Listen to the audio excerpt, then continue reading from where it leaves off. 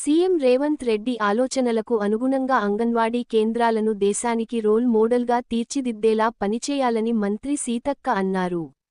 హైదరాబాద్ సచివాలయంలో ఆమె మాట్లాడారు. వర్షాకాలం నేపథ్యంలో సీజనల్ వ్యాధులు వచ్చే అవకాశం ఉందన్నారు. వర్షం కారణంగా అంగన్వాడీ భవనాల్లో పెచ్చులూడే ప్రమాదం ఉందని, అటువంటి వాటిని గుర్తించి, తక్షణమే ప్రత్యామ్నాయ ఏర్పాట్లు చేయాలని చెప్పారు. అవసరమైతే ప్రైవేట్ భవనాల్లోకి మార్చాలన్నారు. ఉండే సమస్యలు వేరున్నాయి, ఈ సీజనల్ గా వచ్చేటువంటి ప్రాబ్లమ్స్ కూడా వేరే ఉన్నాయి.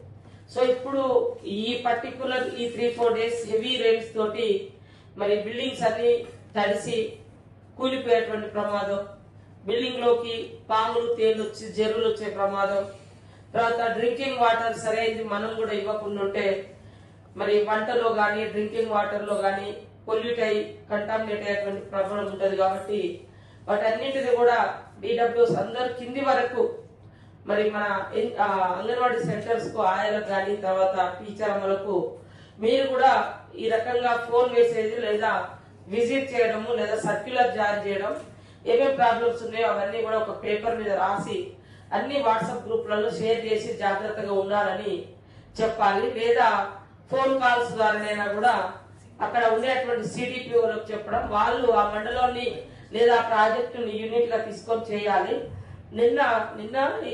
మొన్న అనుకుంటా నిన్న నిర్మల్ జిల్లాలో మరి ఆ బిల్డింగ్ లో పెచ్చలూడి ప్రెస్ వచ్చేంత వరకు మనం ఎక్కడున్నాం, అది ప్రెస్ ఇచ్చే దాని మీద ఉండే అంత శ్రద్ధ మరి అక్కడ కూర్చోబెట్టొద్దు అనేటువంటి ఆలోచన కూడా ఉండాలి కదా. ఒక అబ్బాయికి దెబ్బ జరిగింది, మళ్ళీ తర్వాత ఇంకా కొత్తగా కూడా ఇక్కడ పెచ్చలూడినట్టుగా రావడం జరిగింది. ఇది ఏదో ఆటవిడుపులాగా కాదు, దానికి బాధ్యులైనటువంటి వాళ్ళ మీద ఖచ్చితంగా చర్యలు తీసుకుంటాం.